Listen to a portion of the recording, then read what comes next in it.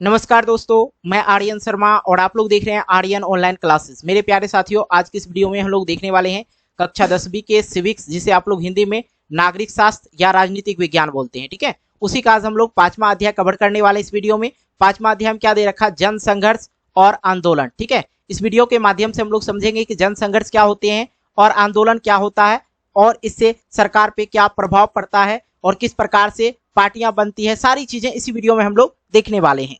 ठीक है, और उससे पहले हम आपको बता दें, अगर आप लोग सिविक्स का ही पहला अध्याय, दूसरा अध्याय, तीसरा अध्याय, चौथा अध्याय नहीं देखे हैं तो इसी वीडियो के नीचे डिस्क्रिप्शन बॉक्स में लिंक मिल जाएगा, जहां से आप लोग जाके देख सकते हैं। और हाँ, हिस्ट्री, ज्योग्राफी अगर आप लोग नहीं देखें तो जरूर देखिए, उसका भी प्लेलिस्ट इसी वीडियो के अंतर्गत मिल जाएगा, कहीं कोई दिक्कत नहीं। कहा जाए तो एक तरह से सामाजिक विज्ञान का पूरा कोर्स आप लोग को इसी चैनल पे देखने को मिलेगा, इसलिए इस चैनल को अभी ही ज्वाइन कर लें। ठीक है, साथ ही हम आपको बता दें, एक ही वीडियो में आप लोग का जो है पूरा अध्याय खत्म हो जाएगा, कहीं कोई दिक्कत नहीं। इसका मतलब ये रहा कि आप लोग को जो है पार्ट 2, पार्ट 3 ढूंढने की जरूरत नहीं, एक ही वीडियो देखिए, पूरा अध्याय समाप्त हो जाएगा और 100% समझ में आएगा, कहीं कोई दिक्कत की बात नहीं है। और बहुत सारे बच्चे पूछते रहते हैं सर किस बुक से पढ़ाते हैं, तो एनसीईआरटी बुक से पढ़ाते हैं। अगर आप लोग के सिलेबस में, अगर आप लोग के बोर्ड परीक्षा में एनसीईआरटी बुक से पूछा जाता है, अगर आपका पैटर्न एनसीईआरटी बुक है तो बिल्कुल इस वीडियो को देख सकते हैं, कहीं कोई दिक्कत नहीं है। ठीक है, साथ में बहुत सारे बच्चे कहते हैं सर पीडीएफ भी दीजिए, ताकि मैं आप लोग को बताऊंगा। आप 10 से 12 मिनट वीडियो देखेंगे तो आप लोग को पता चल जाएगा किस प्रकार से आप लोग को पीडीएफ लेना है। साथ ही अगर आप लोग इंस्टाग्राम यूजर हैं तो आर्यन ऑनलाइन क्लासेस पे जाके मुझे फॉलो कर सकते हैं, देख लीजिए, यहाँ पे इसी प्रकार से आप लोग को इंस्टाग्राम में सर्च करना है। ठीक है, तो आइए इस अध्याय को हम लोग जानते हैं, जन संघर्ष और आंदोलन। ठीक है, जन संघर्ष और आंदोलन जो अध्याय हमारा 5वां अध्याय, इस वीडियो में हम लोग को क्या क्या पढ़ना है, इस अध्याय में हम लोग को क्या क्या पढ़ना है, सबसे पहले तो वो चीज देख लेंगे। ठीक है, देखेंगे कि सत्ताधारी स्वच्छंद नहीं है, सत्ताधारी अपने ऊपर पड़ने वाले प्रभाव और दबाव से मुक्त नहीं रह सकते हैं, लोकतंत्र में अनुमन, हितों और नजरियों का टकराव चलते रहता है, जिसके पास सत्ता होती है उन्हें परस्पर विरोधी मांगों और दबावों में संतुलन बैठाना पड़ता है। और इसी अध्याय की शुरुआत में हम देखेंगे कि कैसे परस्पर विरोधी मांगों और दबाव के बीच लोकतंत्र आकर ग्रहण कर लेती है, बैठ जाती है। इसके बाद हम लोग चर्चा करेंगे और जानेंगे कि आम नागरिक जो है विभिन्न तरीकों तथा संगठनों के सहारे लोकतंत्र पर अपना भूमिका कैसे निभाती है।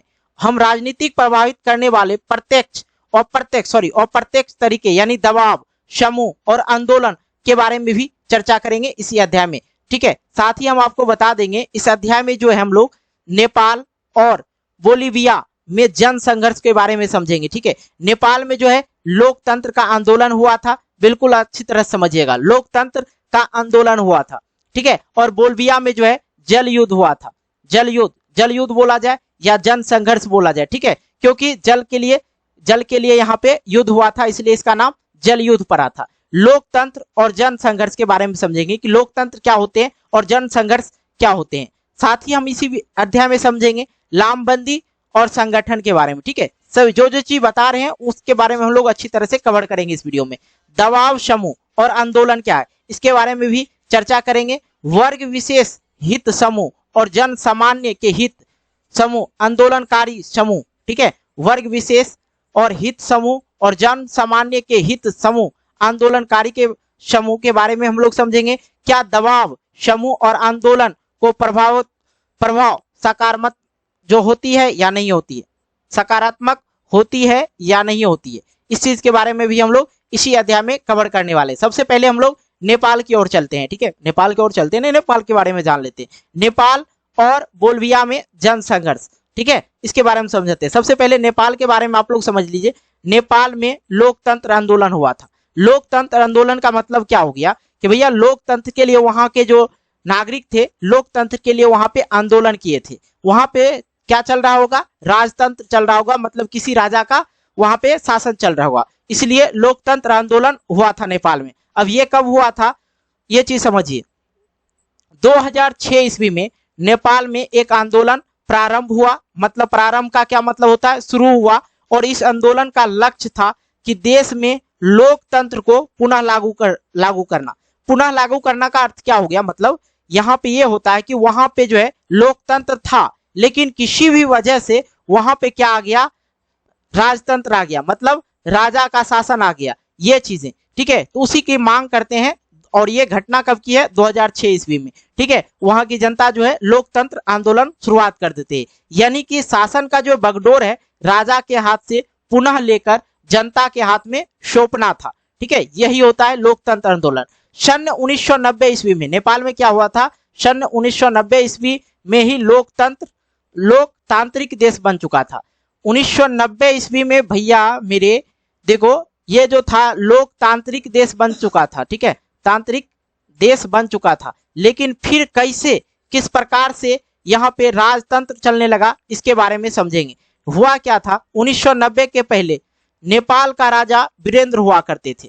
मतलब 1990 के जो पहले थे वहां पे राजतंत्र ही चल रहा था, लेकिन किस प्रकार से चल रहा था वो चीज मैं आपको बताऊंगा, टेंशन नहीं लेना। 1990 के पहले नेपाल का राजा वीरेंद्र का राज था। लोकतंत्र स्थापित होने के बाद राजा वीरेंद्र को औपचारिक रूप से राज्य का जो है प्रधान बना दिया गया, परंतु वास्तविक सत्ता का प्रयोग जनता के निर्वाचित प्रतिनिधियों के हाथ में ही था। जो वास्तविक सत्ता होता है वो किसके हाथ में था? निर्वाचित प्रतिनिधियों के ही हाथ में था। ठीक है, राजा को सिर्फ वहां का प्रधान बना दिया गया था। ठीक है, लेकिन होता क्या है, उससे पहले हम आपको एक पिक्चर दिखा दें। ये जो है भाई साहब चश्मे वाले, ये है राजा वीरेंद्र। ठीक है, और ये जो है राजा ज्ञानेंद्र। ठीक है, राजा वीरेंद्र जब तक था तो वहां का शासन काल जो था बहुत अच्छा था, और जैसे ही राजा ज्ञानेंद्र के हाथ में पड़ा, ये कुछ चीजों को स्वीकार करने से इनकार कर दिया था। ठीक है, अब देखिए क्या चीजें थे। अत्यधिक राजतंत्र से संवैधानिक राजतंत्र के इस संक्रमण को राजा वीरेंद्र ने स्वीकार कर लिया था। जो पहले था राजतंत्र था, लेकिन राजा वीरेंद्र ने संवैधानिक राजतंत्र के, जो संवैधानिक मतलब जो भी काम होगा जनता के द्वारा होगा, संवैधानिक रूप से ही होगा, उसी को संवैधानिक राजतंत्र बोला जाता है। और इस बात को जो है राजा वीरेंद्र जी ने अच्छी तरह से इसको स्वीकार कर लिया था। लेकिन भैया शाही खानदान का एक रहस्यमय कत्ले आम, ठीक है, राजा वीरेंद्र की हत्या हो गई। शाही खानदान में जो है साजिश रच के ही अपने ही पिता, अपने ही भाई को जो है मार दिया जाता है। ठीक है, जैसे ही राजा वीरेंद्र की हत्या हुई तो एक नया राजा आया, जिनका नाम क्या पड़ा? राजा ज्ञानेंद्र। ये हैं भाई साहब राजा ज्ञानेंद्र। नेपाल की कहानी आप लोग को समझा रहे। नेपाल के नए राजा ज्ञानेंद्र लोकतांत्रिक शासन को स्वीकार करने के लिए तैयार नहीं थे। ये जो था बकलीला, ये सोच रहा था कि यहाँ पे हम लोकतांत्रिक शासन नहीं चलने देंगे, राजतांत्रिक शासन चलाएंगे, हम अपने मन से चलाएंगे। ठीक है, लेकिन लोकतांत्रिक रूप से निर्वाचित सरकार की अलोकप्रियता और कमजोरी का उन्होंने क्या किया? फायदा उठाया। सारी राजनीतिक शक्तियां अपने हाथ में कर ली। ये राजा ज्ञानेंद्र, उन्होंने लोकतांत्रिक व्यवस्था को खत्म कर दिया। लोकतांत्रिक व्यवस्था जो है, लोकतांत्रिक किसको कहते हैं? सिंपल सी उदाहरण आप लोग को समझाते हैं। जैसे हम लोग बिहार से हैं, तो बिहार में हमने किसको बनाया? मुख्यमंत्री नीतीश कुमार को। लेकिन पहले राजतंत्र में क्या होता था? एक राजा बनता था, उसी का शासन वगैरह चलता था। क्योंकि हमने नीतीश कुमार को चुना, इसलिए आज वो हमारे मुख्यमंत्री है। सभी के जो चुनाव होते हैं, चुनते हैं लोगों के द्वारा, जो चुना जाता है उसे लोकतांत्रिक कहते हैं। जो राजा होते हैं वो राज करते हैं, उसे राजतंत्र कहते हैं। ठीक है, सन 1905 ईस्वी को फरवरी में राजा ज्ञानेंद्र ने तत्कालीन प्रधानमंत्री का अपदस्थ करके जनता द्वारा निर्वाचित सरकार को भंग कर दिया। भैया 2005 में जो है निर्वाचित सरकार जो बनाया गया था जनता के द्वारा, उसको इसने क्या किया? भंग कर दिया। कौन? राजा ज्ञानेंद्र। फिर क्या हुआ? तो फिर क्या हुआ? संसद की एक बड़ी राजनीतिक पार्टियां, संसद की जो एक बड़ी राजनीतिक पार्टियां था, उनका नाम क्या था? 7 पार्टी। याद रखना, 7 का मतलब क्या हो गया? 7। ठीक है, 7 पार्टी अलायंस हुआ। ठीक है, अब देखिए 7 पार्टी अलायंस आया। एक बड़ी राजनीतिक पार्टियां थी, कहां की? संसद की एक बड़ी राजनीतिक पार्टियां 7 पार्टी अलायंस थी।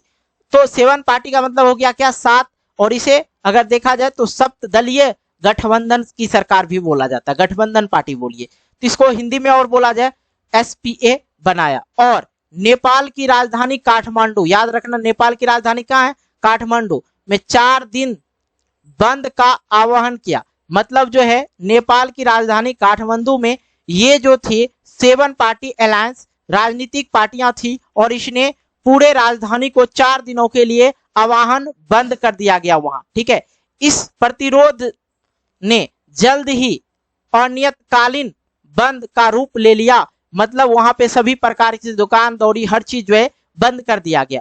और वहां के जो ये पार्टियां थी इस चीज को मानने के लिए तैयार नहीं थी, तो इसलिए इसने आंदोलन कर दिया। सीधी सी बात समझिए। इसमें माओवादी बागी जो थे, माओवादी भागी और अन्य संगठन भी साथ दिया। किनका? राजनीतिक पार्टियां का, 7 पार्टी अलायंस। ठीक है, इसका साथ दे दिया। ठीक है, फिर क्या होता है, लोग कर्फ्यू तोड़कर सड़कों पर उतर आए। ठीक है, जो लोग थे वहां के सरकार जो थे, राजा ज्ञानेंद्र, उसने क्या किया था, कर्फ्यू लगा दिया था। लेकिन लोग जो है कर्फ्यू तोड़कर भी कहां आ गया, बाहर आ गया। तकरीबन 1 लाख लोग रोजाना एकजुट होकर लोकतंत्र की बहाली की मांग कर रहे थे। और इतनी बड़ी तादाद और आगे सुरक्षा बल की एक ना चल सकी। अरे भैया, हम हैं बहुत आदमी और सुरक्षा बल हमसे तो कम ही होगा, मतलब पुलिस प्रशासन तो बहुत कम ही होगा। लेकिन पुलिस प्रशासन क्या करेगा, उतना आदमी को क्या कर सकता है, कितना को मारेगा पीटेगा। तो 21 अप्रैल के दिन आंदोलनकारियों की संख्या 3 से 5 लाख तक पहुंच गई। अब देखिए धीरे धीरे बढ़ते जा रहा था। आंदोलनकारियों ने राजा को अल्टीमेटेड दे दिया। क्या क्या? अल्टीमेटम दे दिया। ठीक है, अब आप थोड़ा सा कहानी को यहाँ पे मोड़ते हैं, थोड़ा सा हम आप लोग को पीडीएफ के लिए समझाते हैं। अभी तक भैया चैनल को सब्सक्राइब नहीं किया तो यार चैनल को सब्सक्राइब कर देना, क्योंकि सामाजिक विज्ञान रहे या आपको विज्ञान रहे, सभी 10th का सभी कोर्स को हम लोग इसी प्रकार से समाप्त करेंगे और अच्छी प्रकार से समझने की कोशिश करेंगे।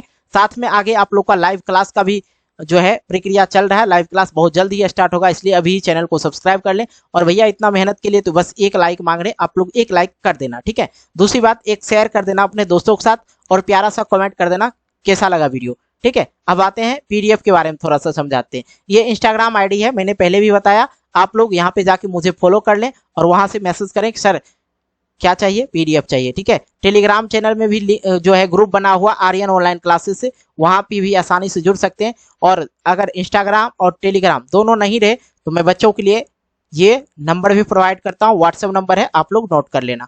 ठीक है, बाकी चीजें आगे हम देख लेते हैं। अब सिलेबस पे आते हैं, ज्यादा देर नहीं लगाते हैं।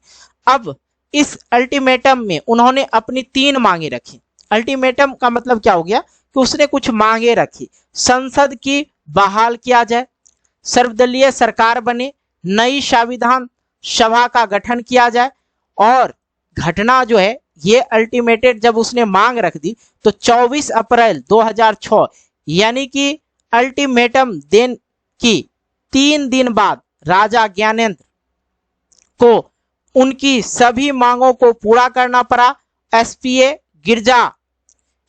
ने गिरजा प्रसाद कोइराला को अंतरिम सरकार को प्रधानमंत्री बनाया।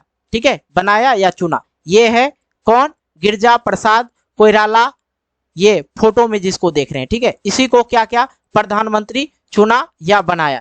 ठीक है, तो ये जो था नेपाल की कहानियां थी। नेपाल में सिंपल सी अगर एक लाइन में उसका मैं बताऊं तो नेपाल में पहले जो था लोकतंत्र था, वहां पे राजा था, लेकिन राजा जो है संवैधानिक रूप से लोकतंत्र के सभी नियम को पालन करते थे। लेकिन 1990 ईस्वी में कुछ ऐसा हुआ कि जो राजा थे, पहले जो राजा थे उनकी मृत्यु हो जाती है, दूसरे राजा आ जाते हैं। उसने लोकतंत्र की सभी घटना को उसने तोड़ दिया। उसके लोकतंत्र में जितने भी नियम है उसने सभी जितने भी शक्तियां होती वो अपने हाथ में ले लिया और लोगों के साथ दुष्व्यवहार करने लगा और अत्याचार करने लगा, जिससे लोगों ने विरोध करना स्टार्ट कर दिया और फिर से उसने लोकतंत्र को स्थापित किया। तो ये थी नेपाल की घटना। समझ में आ गई होगी आप लोग को अच्छी तरह से। अब आता है 2008 में राजतंत्र को खत्म कर दिया, नेपाल संघीय लोकतंत्र गणराज्य बन गया और 2015 में यहाँ एक नए संविधान को अपनाया गया। नेपाल के लोगों को यह संघर्ष पूरे विश्व के लोकतांत्रिक प्रेमियों के लिए एक प्रेरणा स्रोत रहा, क्योंकि वहां लोकतंत्र जो था, लोकतंत्र पहले था लेकिन उसने लोकतंत्र को जो भंग किया था राजा, उसे हटाकर आंदोलन करके किसी न किसी प्रकार से नेपाल के जो है लोगों ने लोकतंत्र को फिर से अपनाया। और ये घटना जो है पूरे लोकतंत्र प्रेमियों के लिए प्रेरणादायक रहा। अब आते हैं हम लोग बोलीविया का जल युद्ध के बारे में समझ लेते हैं। देखिए ये जो है ये पीला रंग का दिख रहा है, ये जो है दक्षिणी अमेरिका है, और ये जो है कलर पीला रंग का ये जो है उत्तरी अमेरिका है। सीधी सीधी बात समझिए, दक्षिणी अमेरिका है और ये जो है उत्तरी अमेरिका है, और ये दोनों के बीच का जो क्षेत्र पड़ता है लातीनी अमेरिका, जो एक गरीब है लातीनी, ठीक है, लातीनी अमेरिका का एक गरीब देश है। यहाँ पे देख रहे हैं ये है बोलीविया, ठीक है, और ये दोनों के साइड में यहाँ पे जो है पानी बहुत कम मिलती है। सीधी सी बात समझ, यहाँ दूसरे जगह से पानी लाया जाता है, बोलीविया में जो है पानी की कमी है। तो बोलीविया जो है लातीनी अमेरिका का एक गरीब देश है। यहाँ का सरकार लोकतांत्रिक सरकार है, यहाँ का सरकार क्या है, लोकतांत्रिक सरकार है। लेकिन हुआ क्या था, बोलीविया का जल युद्ध के बारे में आपको समझाते हैं किस प्रकार से। सरकार ने कोचबम्बा शहर में जल पूर्ति के अधिकार एक बहुराष्ट्रीय कंपनी को बेच दिया। जिस प्रकार अभी मोदी सरकार हर कुछ को बेच रहा है, ये चीजें कुछ बच्चे को गलत लगे लेकिन सही है, ठीक है। कोचबम्बा शहर में जल पूर्ति के अधिकार एक बहुराष्ट्रीय कंपनी को बेच देता है सरकार, और ये जो कंपनी है पानी की जो है कीमत में 4 गुना इजाफा कर दिया। मतलब इजाफा का मतलब क्या हो गया, बढ़ा दिया। अब भैया वहां के लोगों का जो मासिक बिल था 1000 रुपया तक पहुंच जाता था, जबकि बोलीविया में लोग का जो आमदनी था 5000 रुपया था महीने का। अगर 5000 रुपया महीने का कमा रहे हैं, 1000 रुपया पानी में चला जाएगा तो फिर दिक्कत है। पानी का बिल ही बढ़ा दिया था सरकार। और क्यों बढ़ाया था, क्योंकि जो सरकार था वो बहुराष्ट्रीय कंपनी को पानी बेच दिया था, ठीक है। और ये कंपनी अपना 4 गुना मुनाफा के लिए उसने क्या किया, 1000 रुपया मासिक बिल कर दिया पानी का, ठीक है। इसके फलस्वरूप स्वतः स्फूर्त जन संघर्ष भड़क उठा। लोगों में जो है इसका विवाद होने लगा कि भैया हम लोग कैसे जिएंगे, 5000 रुपया कमाते ही हैं। अब सन 2000 ईस्वी की जनवरी में श्रमिक मानवाधिकार कार्यकर्ताओं तथा समुदायक नेताओं ने मिलकर विरोध प्रदर्शन किया कि भैया हम इस चीज को नहीं मानेंगे, जल का जो है दाम कम किया जाए। उनकी जो मांगे थी, जल पूर्ति कार्य के फिर से नगर पालिका के हाथ में दे दिया जाए। पहले नगर पालिका के ही हाथ में था, लेकिन बहुराष्ट्रीय कंपनी को उसने बेच दिया था। सरकार बातचीत के लिए राजी तो हुई और हड़ताल आपस भी ले ली, पर सरकार ने कोई कदम नहीं उठाया। फिर 2 फरवरी यह स्टार्ट हुआ था जनवरी में, फिर 1 महीने बाद फरवरी में 2000 ईस्वी में ही फिर आंदोलन शुरू हुआ, लेकिन इस बार पुलिस ने पूरी तरह से बर्बाद पूर्वक दमन किया। मतलब जो है पुलिस जो थे वहां के उस पे इस तरह से दमन करना लगा, मतलब अगर आंदोलन करता था तो मारता पीटता था। जिस प्रकार से टीओडी में हुआ, बहुत सारे छात्र को पीटा भी गया और छात्र ने ट्रेन को भी जलाया। ऐसा कहना उचित नहीं होगा मेरे लिए, क्योंकि छात्र ने ट्रेन नहीं जलाया, विरोधी पार्टी ने ही ट्रेन जलाया, लेकिन लोगों की नजर में छात्र ही पड़ गए, इसलिए मैंने बोला छात्र का नाम, ठीक है। तो अप्रैल 2000 में दोबारा आंदोलन शुरू हुआ। यहाँ तो पुलिस उसको भंग कर दिया, मारपीट के हटा दिया। इस बार मांग वही थी, लेकिन सरकार ने पूरी देश में मार्शल लॉ लागू कर दिया। ये भैया मार्शल लॉ लागू कर दिया, इसका मतलब ये कि सारी शक्तियां अब आर्मी को दे दिया। अब आर्मी के पास सारी शक्तियां था, लेकिन जनता तो मानता नहीं। लेकिन जनता के ताकत जो है आगे जो है बहुराष्ट्रीय कंपनी जो है टिक नहीं पाया और शहर छोड़कर उन्हें भागना पड़ा। लेकिन आर्मी लोग बहुत ही गलत किया वहां के नागरिकों के साथ। सरकार को आंदोलनकारियों की सारी मांगे माननी पड़ी। भैया आंदोलन होगा तो मानना पड़ेगा ही। और बहुराष्ट्रीय कंपनी को साथ किया और करार रद्द कर दिया गया और जल पूर्ति दोबारा नगर पालिका को सौंपकर पुरानी दरें कायम कर दी गई। इस आंदोलन को बोलीविया का जल युद्ध के नाम से जाना जाता है। तो अभी मैंने आप लोग को इससे पहले नेपाल के बारे में समझाया था, ठीक है। अब नेपाल के बारे में समझाया, बोलीविया में जो जल युद्ध हुआ था।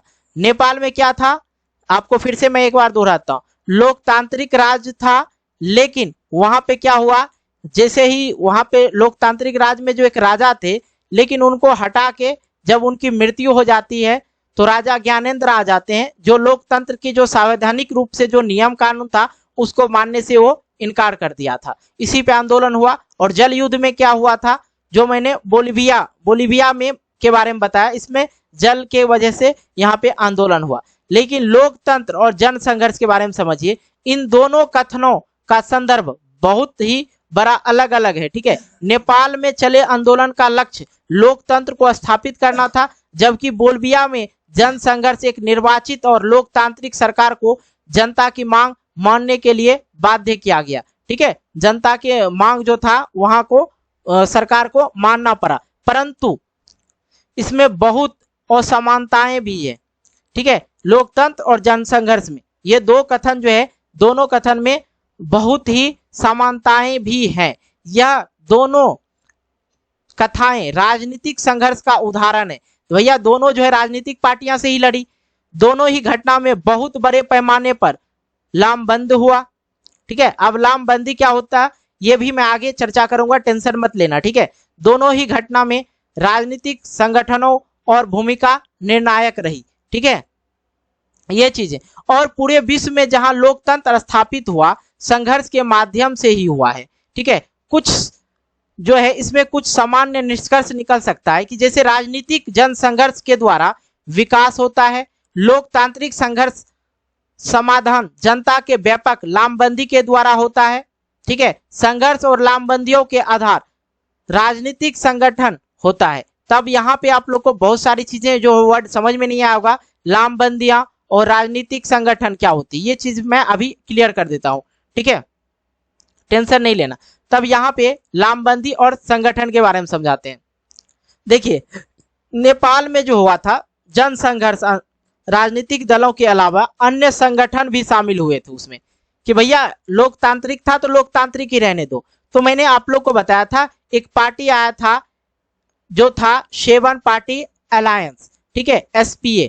ठीक है, ये पार्टी आया था, और समान पेशे, हित, आकांक्षी अथवा मत के लोग भी एक समान उद्देश्य प्राप्त करने के लिए एकजुट होते गए वहां पे। ठीक है, अगर वही बात बोलिविया की बात की जाए तो यहाँ पे था फेडकोर नामक संगठन ने, इस संगठन में इंजीनियर और पर्यावरणवादी समेत स्थानीय कामकाजी लोग भी शामिल थे बोलिविया में, क्योंकि यहाँ पे सबको पानी चाहिए था, और वहाँ की जो पानी का जो है 4 गुना मुनाफा कमाने के लिए जो बहुराष्ट्रीय कंपनी को बेचा गया था, वहां पे 1000 रुपया मासिक हो गया था। मासिक हो गया था किसका, पानी का दर, पानी के लिए 1000 रुपया पे करना पड़ता था, देना पड़ता था, और वहां के लोग का जो मासिक आय था, कमाता था, वो 5000 रुपया ही था। ये चीजें आप लोग अच्छी तरह समझ गए। ठीक है, और इसमें कौन कौन शामिल थे, अगर मैं बात करूं नेपाल में, तो नेपाल में जो थे शेवन पार्टी अलायंस थी, और इसमें समान पेशे, आकांक्षी अथवा मत के लोग भी इसमें शामिल हुए थे। लेकिन इसमें जो है ज्यादातर एक संगठन था वो शामिल हुआ इस लड़ाई को लड़ने के लिए, फेडकोर, ठीक है, नामक संगठन शामिल हुआ था, और इस संगठन में इंजीनियर, पर्यावरणवादी और स्थानीय लोग और कामकाजी लोग जो थे वो शामिल था। ये क्लियर हो गया। अगर मैं बात करूं लोकतंत्र में कैसे फैसले पर असर डालने के 2 तरीके हैं,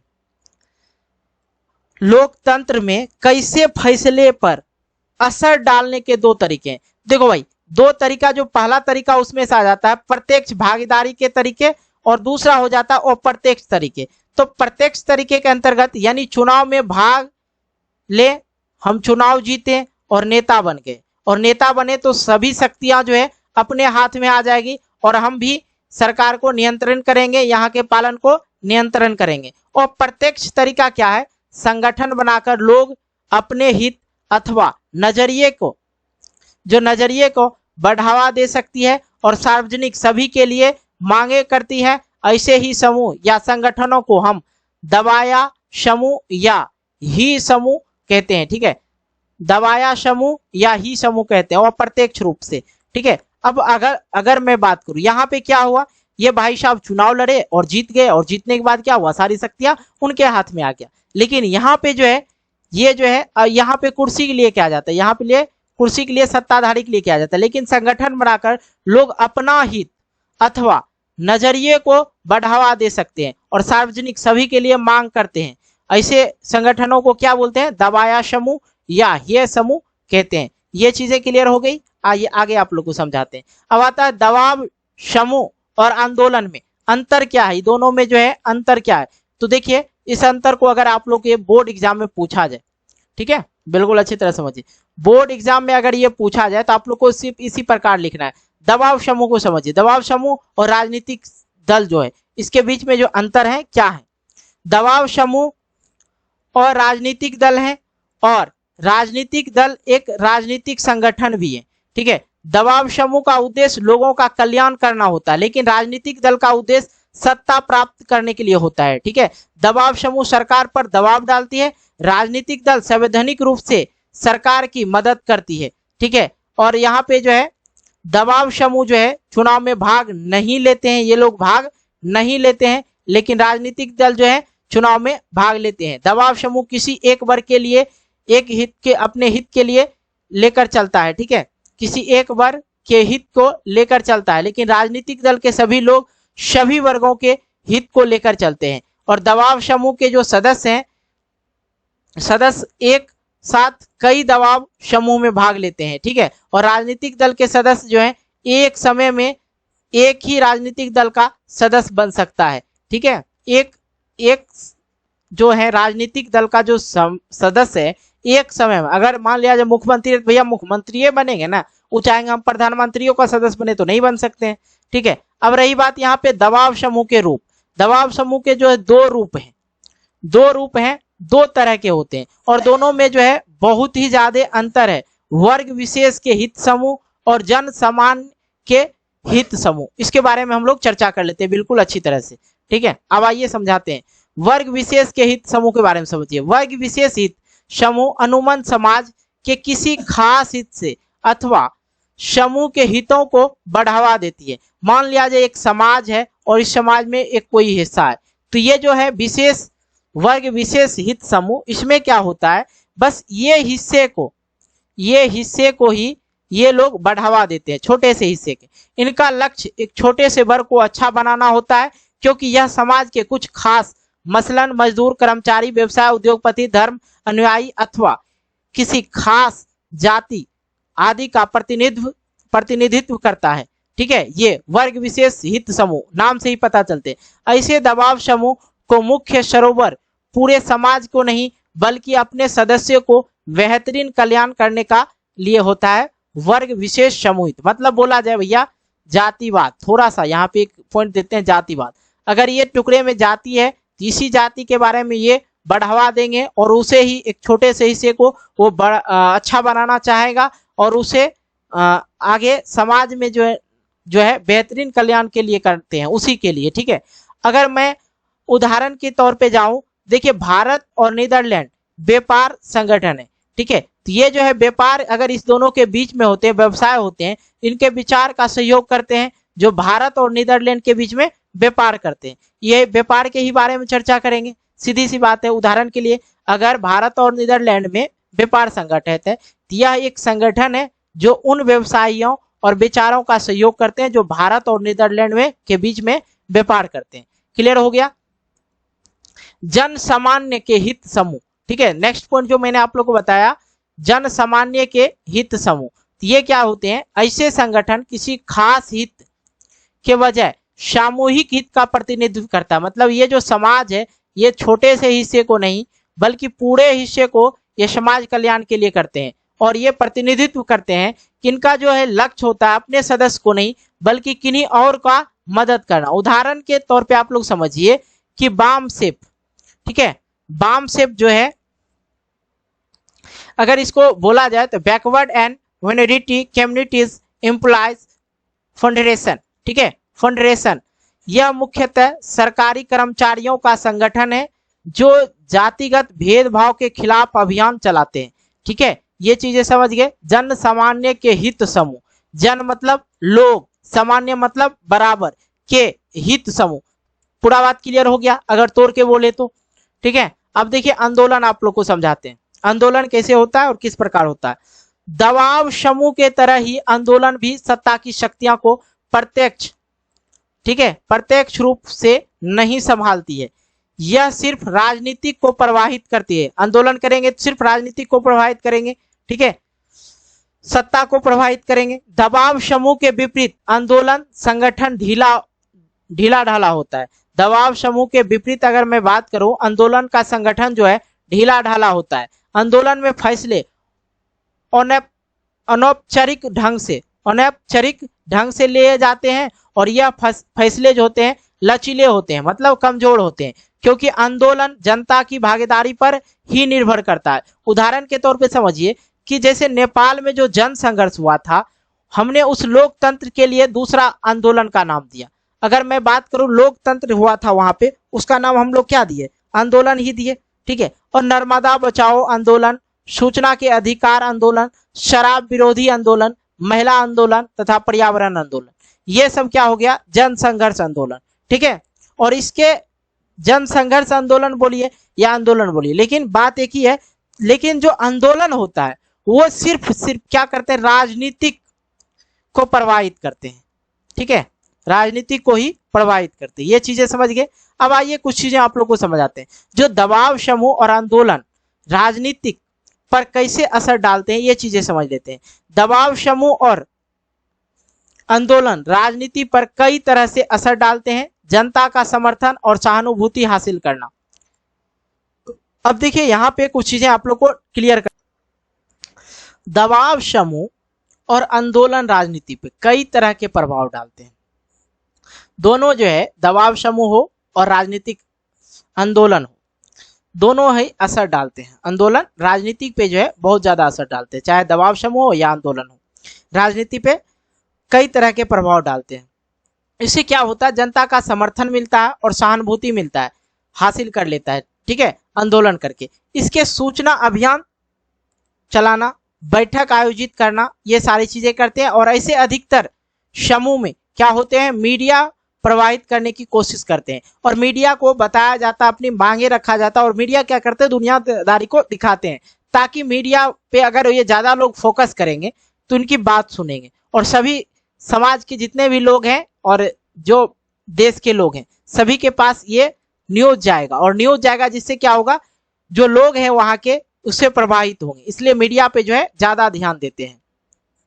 ऐसे समूह अक्सर हड़ताल अथवा सरकारी कामकाज में जो है बाधाएं पहुंचाने जैसे उपायों का सहारा लेते हैं। जो ये होते हैं दबाव समूह और आंदोलन, ये जो है क्या करते हैं? हड़ताल करते हैं, दुकानदारी बंद करते हैं। जो सरकारी कामकाज होते हैं उस पर भी ये लोग बाधा डालते हैं, ताकि सरकार उनकी मांग की तरफ ध्यान देने के लिए बाध्य हो। ताकि ये सब करेंगे, अगर सरकारी कामकाज बंद करेंगे तो इससे क्या होगा? सरकार हमारी ओर ध्यान देंगे, ठीक है। तो दबाव समूह और आंदोलन दलीय राजनीति में भाग नहीं लेते हैं, लेकिन वह राजनीतिक दलों पर असर डालना चाहते हैं, ठीक है। कुछ मामले में दबाव समूह और राजनीतिक दलों द्वारा ही बनाए जाते हैं।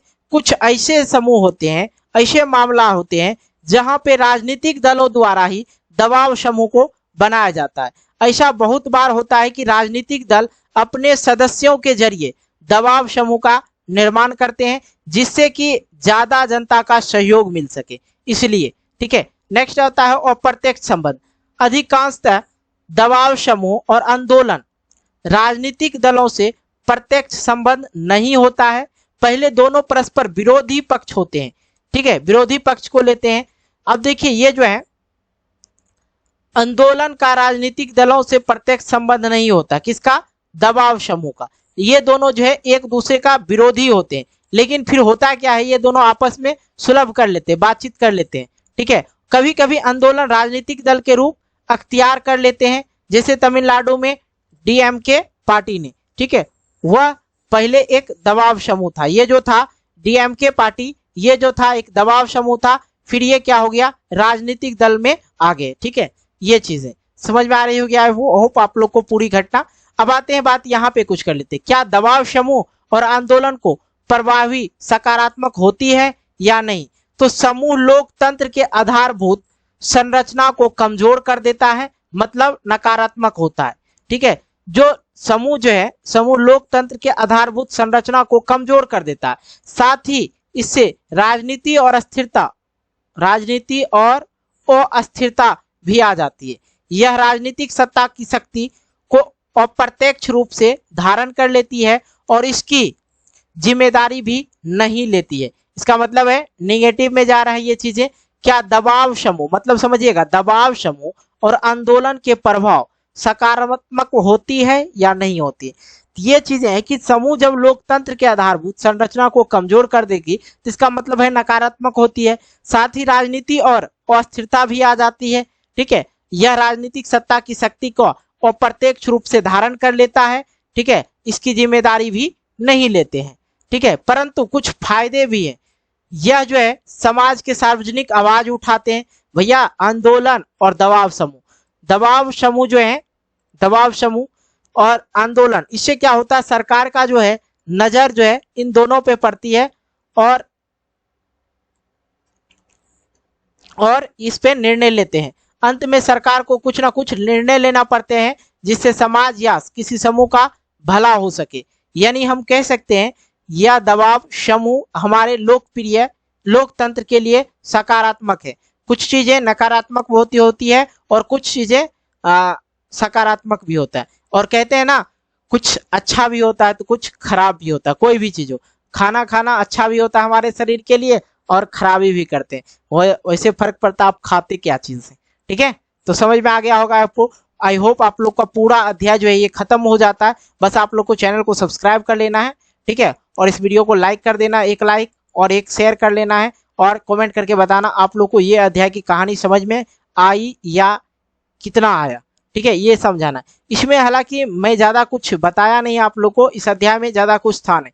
अगर सीधी सी बात बोला जाए तो इस अध्याय को देखा जाए, एक लाइन में भी आप लोग को मैं कह सकता था कि जन संघर्ष और आंदोलन जो है क्या है। इस अध्याय में जो दे रखा था, नेपाल और बोलिविया के जन संघर्ष आंदोलन के बारे में दिया गया था। नेपाल में लोकतंत्र चल रहा था और बोलिविया में भी वही चीजें। वहां पे लोकतंत्र नहीं था, वहां क्या लोकतंत्र था, बोलिविया में लोकतंत्र तो था, लेकिन यहाँ पे जल युद्ध जो हुआ, इसका मतलब ये जो यहाँ की सरकार थी ये बहुराष्ट्रीय कंपनी को अपना पानी बेच दिया था, उसी को टेंडर दे दिया था। तो बहुराष्ट्रीय कंपनी जो है अपना फायदा के लिए उसने 1000 रुपया प्रति माह कर दिया था और बोलिविया का जो लोगों का जो मासिक आय था, महीने का जो आय था वो 5000 रुपया था। इससे लोगों को बहुत ज्यादा दिक्कत हुई तो वो आंदोलन करना स्टार्ट कर दिया। वैसे भी सरकार से अगर कोई सरकार गलत कर रही है उसके विपक्ष में हम लोग क्या करते हैं, आंदोलन करते हैं। और महात्मा गांधी भी आंदोलन करके ही हमारे देश को आजाद कराया। तो आंदोलन बहुत ही ज्यादा जरूरी भी है। ठीक है, क्योंकि सरकार कभी कभी अपने भावनाओं में खो जाते हैं भैया, इसलिए आंदोलन करना भी जरूरी है। तो ये थी कहानी आप लोग के अध्याय का। आई होप आप लोग को ये वीडियो अच्छा लगा होगा। अगर अच्छा लगा होगा तो आप लोग ये सारी कामें जरूर कर लेंगे। कौन कौन से, चैनल को सब्सक्राइब कर लेना है, एक लाइक कर देना है, शेयर कर देना है एक वीडियो को और कमेंट करके बताना है नेक्स्ट वीडियो। अगर आप लोग को कहीं कोई इस अध्याय में प्रॉब्लम होगा तो बताइएगा, फिर से आप लोग के लिए वीडियो बनाया जाएगा। और आप लोग का जो है सामाजिक विज्ञान का पूरा सिलेबस खत्म करेंगे आर्यन ऑनलाइन क्लासेस पे ही, आर्यन ऑनलाइन क्लासेस पे ही। ठीक है, पूरा अध्याय सिलेबस खत्म होगा, उसके बाद साइंस चलेगा, उसके बाद संस्कृत चलेगा, हिंदी चलेगा, सभी अध्याय चलेगा। ठीक है, ये सारी चीजें आप लोग समझ लीजिए। उसके बाद जो आप लोग का लाइव क्लास बहुत ही जल्द स्टार्ट होगा, इसलिए चैनल को सब्सक्राइब करके नोटिफिकेशन बेल को, ऐसा बेल आएगा उसको दबा के ऑल पे कर लीजिएगा। ठीक है, जैसे ही वीडियो डालेंगे आप लोग को नोटिफिकेशन मिल जाएगा। चलिए मिलते हैं एक वीडियो को लेके, तब तक के लिए बाय बाय, जय हिंद, जय भारत, टेक केयर और गुड बाय।